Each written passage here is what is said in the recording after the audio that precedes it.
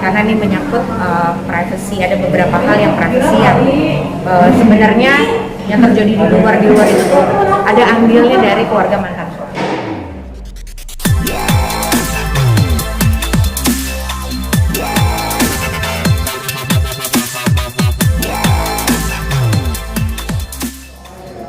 Artinya kan ini kan kedambu running terus kemarin pun running dilaporkan sama yang mertua sendiri. Ya nggak ada masalah, kita semua orang itu hak setiap warga negara mau melaporkan, tapi kan kuat atau tidaknya itu kan polisi yang melihat. Dan aku serasa aku tidak ada menuliskan nama, menuliskan exactly nama siapa, sehingga kalau misalnya itu terjadi kan ya aku juga bingung juga gitu. Berarti kan dia mendeklar dirinya yang diomongin gitu kan. Aku tidak menyebutkan exactly nama depannya A, depannya B gitu belakangnya. Kan tidak. Jadi sejauh ini diberi pengertian ke anak, karena anak tahu ya namanya sih. Iya ya. Aku cukup sedih sih, maksudnya karena ya banyak hal yang tidak bisa aku jabarkan di media karena ini menyangkut privacy. Ada beberapa hal yang privacy yang sebenarnya yang terjadi di luar itu tuh ada andilnya dari keluarga mantan suami. Aku juga nggak tahu mungkin prosesnya bagaimana, padahal dari awal juga saya sudah bilang begini, tapi ternyata ada gerakan-gerakan di belakang layar dan akhirnya ketahuan sama aku. Intinya seperti itulah. Sehingga kalau untuk sekarang anak-anak ini bisa tahu kayak Kanara kan suka nangis tanya ayah apa segala macam, padahal aku tahu kalau Aska kadang-kadang bisa berkomunikasi tapi tidak berkomunikasi dengan anaknya, which is aku pun juga berusaha untuk merich dia, tapi jawabannya nanti saja.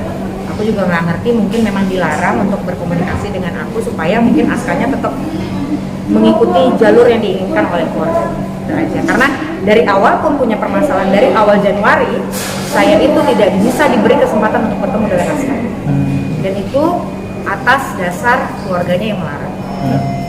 Nah, jadi dari awal Januari itu saya tidak bisa memberikan akses saya sebagai seorang istri pada saat itu, sehingga dari situ harusnya mungkin masalah ini bisa diredam ataupun saya bisa kembali bersatu lagi, tapi udah nggak bisa karena udah ada orang yang memplot-plot ini semua, yang mengambil bagian-bagian di masalah rumah tangga.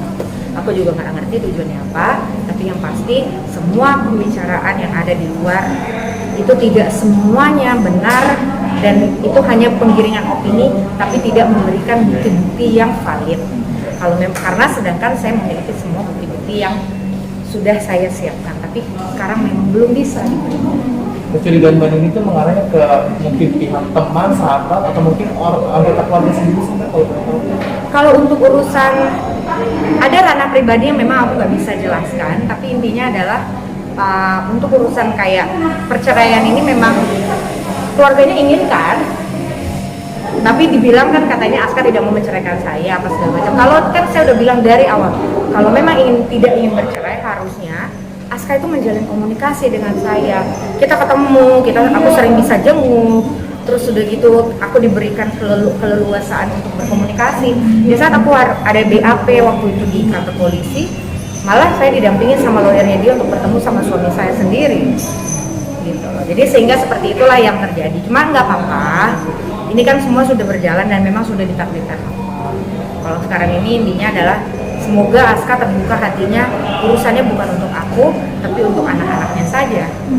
Bu, artinya ini kan bisa dibilang disenggol depan kanan kiri. Ya nggak apa-apa, berarti kan harus berdirinya harus kuat. Maksudnya orang itu, kalau aku cerita detail nanti ada waktunya, karena panjang sekali dan sangat lelah gitu. Karena mengapa awalnya bisa begini, begitu.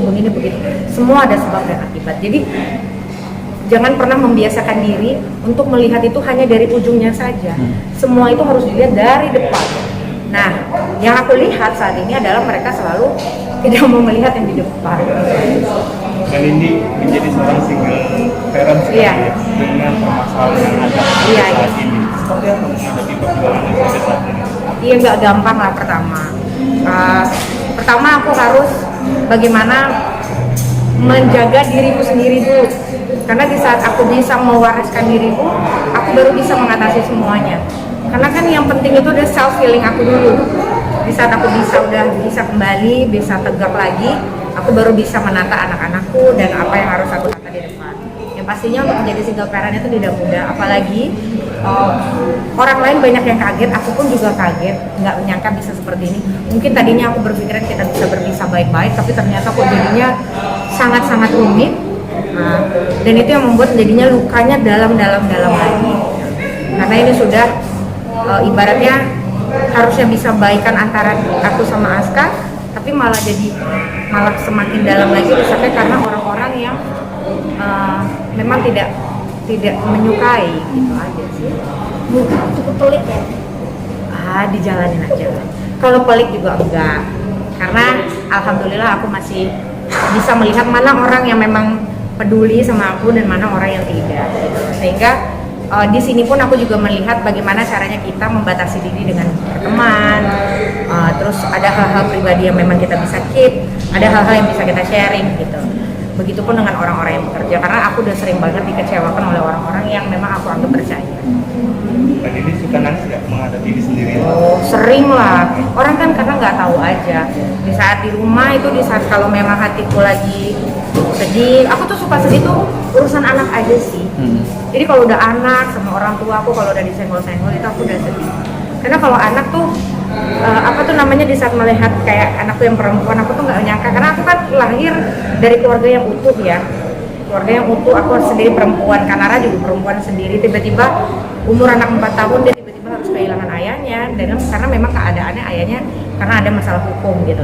Terus tiba-tiba orang tuanya divorce gitu loh, sehingga itu yang membuat aku tuh hancur di situ.